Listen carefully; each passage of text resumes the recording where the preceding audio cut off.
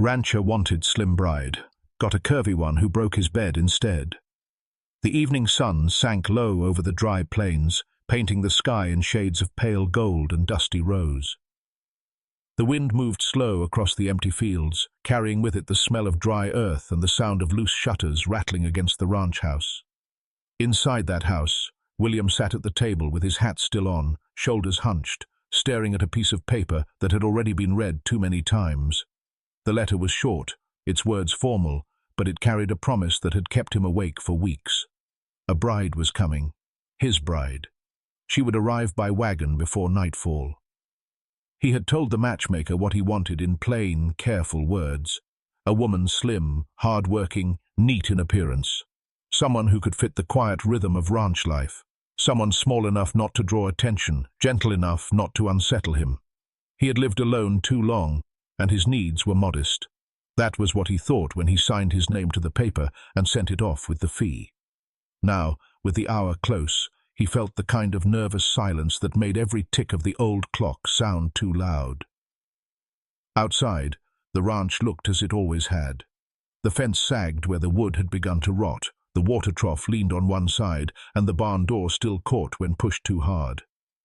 He had meant to fix these things before her arrival, but his hands had been heavy with doubt, and the days had slipped away. He wondered if she would notice, or worse, if she would judge. The thought of another person seeing his life as it really was, stripped of the careful image he tried to send in letters, made his chest tighten. When the wagon finally appeared at the crest of the dirt road, its wheels grinding against loose stones, William's throat went dry. He stood in the doorway, his hat pulled low, his boots planted firmly in the dust. "Tea." His horses slowed, and the driver called out, his voice rough from the road. Then the wagon came to a halt, and a woman stepped down. She was not slim. She was not what he had asked for. Her figure was full, her dress straining softly at the seams as she adjusted herself after the long ride. She moved with care, but also with a strength that seemed natural, as if she had learned to live inside her body without apology. The air caught in William's chest. This was not the bride he had pictured. William's hand tightened on the doorframe as the woman lifted her skirts slightly and looked around the ranch. Dust clung to her shoes, and her cheeks were flushed from the long ride. The driver unloaded her small trunk, setting it down in the dirt with a thud, then tipped his hat and turned the horses back toward town. Just like that, William was left standing with a stranger who carried his name in promise but not in shape or spirit. She smiled faintly, as though testing if she was welcome, but it faltered when she caught his silence. Her hand hovered near the trunk, waiting for him to move, to speak, to claim her. He swallowed hard, trying to summon words, but they came out stiff and awkward. "You must be Clara," he muttered, his eyes darting away before settling back on her with a glance too quick to carry warmth. "Yes," she said softly, her voice carrying a weight he did not expect. "And you're Mr. William Harper." She said his name like it had been rehearsed many times on the road, as though she had practiced how to greet him. They carried the trunk inside together, though William did most of the lifting. The narrow doorway caught her skirts, and she struggled a moment before tugging them free. The moment was small, but it left her cheeks burning and his face tightening with unease. The house felt suddenly smaller with her inside it, her presence filling the space in a way he had not imagined. That night, the silence between them stretched like a rope pulled too tight. William kept his words clipped, asking only where she preferred to keep her things or if she needed more water. Clara answered politely, though each reply carried a note of distance. At the table, he noticed how her arm brushed against the edge, how the chair creaked faintly beneath her. He shifted in his seat, ashamed at the thought that kept pressing against him. She was not the bride he ordered. By morning, the ranch no longer felt private. Neighbors had already begun to notice. At the general store, whispers stirred. One woman raised her brow high and asked William how the new bride was settling in, her voice dripping with curiosity. Another smirked, saying she was a bit more than what folks were expecting. William felt heat rise to his face as men chuckled nearby, some with pity, some with amusement. He tried to shake it off, but the words followed him home, settling heavy in his chest. Clara must have felt it too. When she went out to hang laundry, she kept her eyes lowered as riders passed. One boy laughed aloud, nudging his friend, and Clara's hands tightened on the wet cloth. William saw from the porch but did not step forward. Shame pinned him in place, not for her, but for himself, for not standing, for not knowing what to do. In the evenings, Clara tried small gestures. She mended a loose seam in his shirt, placed biscuits on the table, even swept the porch without being asked. William noticed each act but answered them with silence or brief nods. His chest warred with itself. Gratitude on one side, resistance on the other. The house grew thick with unspoken things. William lay awake, hearing her stir in the next room, each creak of the bed reminding him of promises made on paper and broken by reality. Clara's presence unsettled him, not because she was unkind, but because she forced him to see himself. A man ashamed of what he wanted, too small to embrace what he had been given. William had never been good at opening his heart. Years before Clara ever arrived, the silence of the ranch had already shaped him into a man who spoke little and carried his burdens alone. He had grown up on this very land, watching his father patch fences, mend saddles, and curse at the sky when rain refused to come. His mother had been small and frail, her health fading with each winter until she was more a shadow than a presence. She had died when William was 17, and her absence left the house emptier than any storm ever could. His father had hardened after that, expecting William to shoulder the weight of chores without complaint. Words of comfort were never spoken. Work was the only language allowed. William learned quickly that showing softness was weakness, and so he buried it deep. Even now, in his mid-30s, he could not remember the last time he had cried. Loneliness had become so ordinary that he barely noticed it anymore until letters from the matchmaker began to stir something restless inside him. The letters themselves had been plain, written by a hand that was not Clara's, but by someone employed to describe her. Slim, obedient, modest, one note had said. Raised in hard conditions, she knows labor and humility. William had folded that letter neatly and tucked it under the ledger on his desk, reading it again whenever the nights stretched too long. He had pictured a woman who would slip easily into the corners of his life, filling the silence without disturbing it. Clara's own history remained quiet at first. She spoke little of the life she left behind, only mentioning a widowed mother and siblings scattered by poverty. William, curious but too restrained to ask outright, pieced things together from small fragments she let slip. She had not chosen this match so much as endured it, carrying her family's hopes for stability on her shoulders. When she spoke of them, her voice held both longing and weariness, as though she had been carrying other people's needs for far too long. At night, William found himself thinking of his own attempts at companionship. Years ago there had been Mary Ann, a girl from the next town who laughed too loud but made his chest ache in ways he could not explain. He had courted her briefly, clumsy in his efforts, until she left for a man with steadier charm and a house that did not smell of livestock. William had never blamed her, but her departure cut deeper than he admitted. Since then, women had been polite, sometimes kind, but always distant. He had learned to expect little, and in return, he asked for less. Now Clara stood in his kitchen, her presence undeniable. She was nothing like the paper promises he had clung to, and that shook him more than he cared to show. He felt betrayed by the gap between what he had asked for and what he had received, yet ashamed that his disappointment was built on vanity and pride. Each time he looked at Clara, he saw a mirror to his own weakness, a man who wanted life to be neat and predictable, but who had been given something larger, louder, more alive than he could manage. For Clara, the weight was different but no lighter. She had left behind a place where she was known, even if only as a daughter and sister who sacrificed for others. Here, she was a stranger judged by glances, her worth measured against a description she never wrote. The silence between her and William carried not only his shame, but her fear, that she was too much, too heavy, too visible. That her husband would never choose to see her, not as she was, but only as what she failed to be. The weeks passed in heavy silence, each day marked by chores that carried on whether hearts were willing or not. William mended fences, cleaned stalls, and drove the cattle out to graze. Clara busied herself in the kitchen, scrubbing, baking, and doing small things to make the house gentler than it had been in years. Yet beneath the surface of routine, tension built. His pride kept him distant, and her unease deepened in the shadow of his quiet disappointment. Then one morning, the crisis came.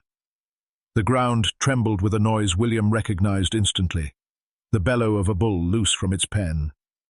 He ran from the barn, boots kicking up dirt, and saw the animal tearing across the pasture, muscles rippling under its hide. It was a mean creature, broad-horned and quick, one William had kept separated from the herd because of its temper. Somehow, the gate had given way. Neighbors gathered fast, words spreading like wildfire. By the time William reached the field, 2 men from a nearby ranch were already there, shouting and waving to distract the beast. Women and children watched from the fence line, their faces pale. The bull charged at anything that moved, its fury unchecked. William's gut clenched. If it broke through the crowd, someone could be hurt. Badly. He grabbed a rope, his hands steady though his heart pounded. The plan was simple. Throw the lasso, catch the beast by the head, and tie it to the post. But the bull was quicker than he expected, and his first throw missed, the rope falling useless in the dirt. Laughter rippled from the men behind him. He felt his face burn, shame doubling his fear. Clara stood near the fence, clutching the wooden rail, her face tense but not panicked. When William stumbled, nearly losing his footing as the bull swerved, she dropped the rail and moved forward. He shouted for her to stay back, but she ignored him, eyes fixed on the raging animal. With a steadiness that startled everyone, she called out, her voice low and strong. "Here now," she said, clapping her hands once, firm as thunder. "Over here." The bull swung its head toward her, snorting, dirt flying from its hooves. Gasps rose from the crowd. William's stomach dropped, fear gripping him harder than the rope in his hands. Yet Clara did not flinch. She took 2 slow steps, her wide frame rooted like an oak, her gaze locked on the animal with something unshaken. The bull hesitated, its charge faltering. In that pause, William found his chance. He threw the rope again, this time catching around the horns. The bull thrashed, but Clara was already moving, grabbing a bucket from the ground and tossing water across its face. The sudden splash startled the beast, breaking its momentum long enough for William to plant his boots and pull hard. With help from the other men, the bull was dragged toward the post, tied down with ropes, until its rage could do no more harm.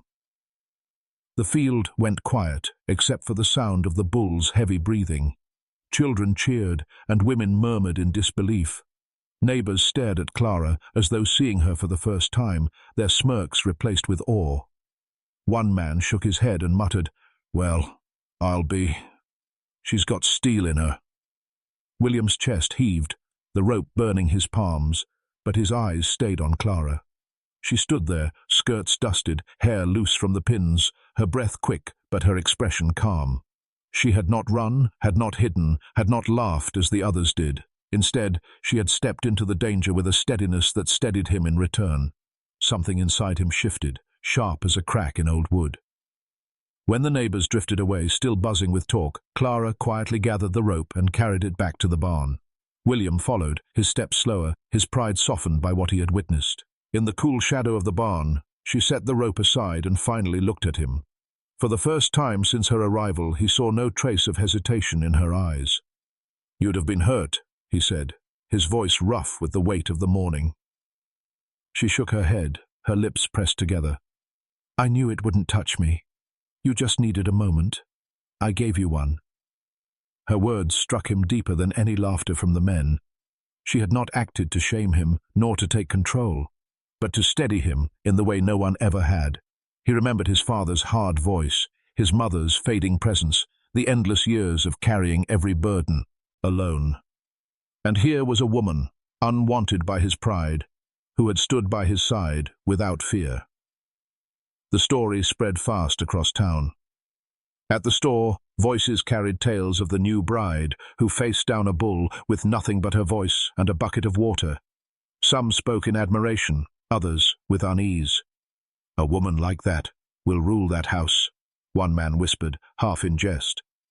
William pretended not to hear, but the words stayed with him, stirring something between shame and quiet pride. That night, as the ranch settled back into its ordinary rhythm, William sat at the table while Clara prepared supper. The chair creaked again under her weight, but he no longer heard it the same way. He watched her move, her hands steady as she sliced bread, her face calm after a day that had shaken everyone else. And for the first time since she had stepped from the wagon, William wondered if the mistake had not been in her coming, but in his refusal to see her as she truly was. The days after the bull incident carried a strange new air. At the general store, William felt the shift before anyone said a word. Men slapped him on the back, grinning wide, though their eyes flicked toward Clara when she entered behind him. "That wife of yours," one said, half chuckling, "she's got more grit than most cowhands." Another nodded, his tone lower. "Reckon you won't have to worry about trouble with her around." Laughter followed. Not cruel exactly, but edged with something William could not name. Women leaned together near the fabric counter, whispering as Clara browsed the shelves. "Strong as an ox, that one," a woman muttered, her voice carrying just enough to be heard. Another tilted her head, eyes sharp with a mixture of curiosity and unease. Not what folks pictured, but she sure made a story out of it. Clara kept her gaze down, folding her hands together, but William saw the tightness in her shoulder. Back at the ranch, the silence grew heavier. William found himself staring at her when she wasn't looking, caught between pride and something that gnawed at his insides. The memory of her, standing in front of the bull, unshaken, replayed over and over. Part of him swelled with respect, a warmth he had not expected to feel. Yet another part, quieter but sharp, whispered that she had shown more courage than he had. He had thrown the rope, yes, but it was her calm that steadied the moment, her voice that had turned the tide. At night, lying in the darkness, William turned the thoughts over like stones in his hands. Neighbors now spoke of Clara, not him. Their story was no longer about the rancher who kept his land steady through drought and debt, but about the new wife who faced down danger with nothing but her voice. He told himself it didn't matter, that gossip passed quick as wind, but deep down, he felt himself shrinking in her shadow. Clara, too, carried the weight of the whispers. She worked harder than before, sweeping until her hands were red, baking bread each morning, tending to the garden out back. She spoke little, her face calm, though William noticed the way she lingered near the window, as though wondering if eyes were still on her from beyond the fence. He wanted to tell her she had nothing to prove, but the words never rose. His pride was a wall too tall, and his silence built it higher. On Sunday at church, the whispers grew louder. A man leaned over his pew, telling William he was lucky to have a woman like that at his side. Another joked that Clara might be better with a rope than he was. The congregation laughed, and William forced a tight smile, though inside, something cracked. Lucky, they said. But luck felt less like blessing, and more like a reminder of his own smallness. That evening, as they rode home in the wagon, Clara looked at him once, her eyes searching, but he kept his gaze fixed on the road. Pride and gratitude warred inside him, neither strong enough to break the silence. For the first time in years, William wished he could speak the truth plain, that he admired her, that she unsettled him, that he was afraid of what she revealed about the man he had become. But he said nothing. The horses' hooves filled the quiet, and the distance between them grew heavier than the wide sky above. The night was warm, the kind that carried the smell of hay and dust long after the sun had set. Crickets filled the silence with their endless song, and the boards of the porch creaked as William eased himself into the chair by the door. He had sat there many nights before, staring at the horizon until the stars blurred, but tonight the quiet pressed heavier. He heard Clara moving inside, the soft thump of her steps, the clink of dishes being put away. When she finally came out, she carried no work with her, only herself. She settled on the porch rail, her hands folded in her lap. The lamp from inside spilled a faint glow through the window, catching her face in half-light. For a long while they said nothing, just sat side by side with the space between them filled by cicadas and the restless shifting of the horses in the barn. It was Clara who spoke first. Her voice was steady, but the words carried something worn. "I hear them, you know," The whispers, at the store, at church. She didn't look at him, only at the dark field stretching out before them. They don't mean all of it cruel, but it stays with me just the same. William's jaw tightened. He wanted to tell her it didn't matter, that talk was nothing but wind. Yet he knew too well how words could dig deep, how silence afterward could make them cut sharper. He shifted in his chair, cleared his throat, but still no words came. Clara glanced at him then, her eyes soft but searching. I see it in you too. The way you look at me, the way you don't. She drew in a breath, let it out slow. You wanted someone else, smaller, quieter. I wasn't the picked. Or you had in mind? Her honesty hit him like a stone. For weeks he had hidden behind silence, thinking his thoughts were safe in the dark. But here she was, naming them out loud, leaving him no room to hide. Shame rose hot in his chest. He leaned forward, elbows on his knees, his hat dangling from his hands. You're right, he said finally, the words thick. When I wrote for a bride, I thought I knew what I needed, someone who wouldn't stir the dust too much, someone easy to look at without drawing stares. And when you stepped off that wagon, He stopped, swallowed hard. I was ungrateful before I ever knew your name, and I've been carrying that like a stone in my pocket every day since. Clara's eyes glistened in the lamplight, though no tears fell. She turned her gaze back to the dark fields, her hands twisting in her lap. All my life, she whispered, I've been told I was too much, too loud, too heavy, too noticeable. When they sent me here, I thought maybe I'd find a place where I was enough. But when I saw your face that first night, I knew. You looked at me like everyone else did. The words cut him deeper than any gossip from the neighbors. He had hurt her without speaking, without lifting a hand, only with the weight of his own disappointment. He wanted to reach across the space between them, to touch her hand, to undo weeks of silence. But his body stayed still, locked in the habit of restraint. I never wanted to shame you, William said, his voice lower now, heavy with truth. That bull, when you stood there, God, Clara, I thought I'd lose you before I ever had the chance to know you. You steadied me when I should have been steady for you. And I've been too proud, too small, to tell you that I see it. I see you. Clara's breath caught, and for the first time since she arrived, she let herself look at him fully. Her eyes were tired but clear, carrying no performance, only truth. She did not smile, but something in her face softened, as if a door had been opened just a crack. I didn't want to steal your place, she said quietly. I only wanted to stand beside you. But I can't make myself smaller to fit someone else's shape. I've tried too many years already. The night wrapped around them, the stars sharp above the fields. William set his hat on the ground and pressed his hands together, his chest rising and falling like the steady breath of a man unburdening. Then don't, he said, his voice barely more than a whisper. Don't make yourself smaller. Maybe it's me who has to grow. Silence followed, but this time it was not heavy. It was a silence that held space, that let words linger without turning them to stone. Clara shifted on the porch rail, her hands finally unclasping, resting loosely at her sides. William leaned back in his chair, his shoulders looser than they had been in years. For the first time, they sat not as strangers bound by paper, but as two people daring to be seen. The night stretched long, the stars wheeled overhead, and though no promises were spoken, something unspoken had begun, a fragile thread of honesty, strong enough to hold. The days after that porch conversation felt different, though little was said aloud. Something in the silence had shifted, softened. William no longer carried himself with the stiff edge of a man guarding pride. Clara moved with less caution, her steps not as heavy with hesitation. The ranch remained the same. Fences sagged, chores stacked, mornings broke with the same stubborn sun. But between them, the air carried a new, quiet promise.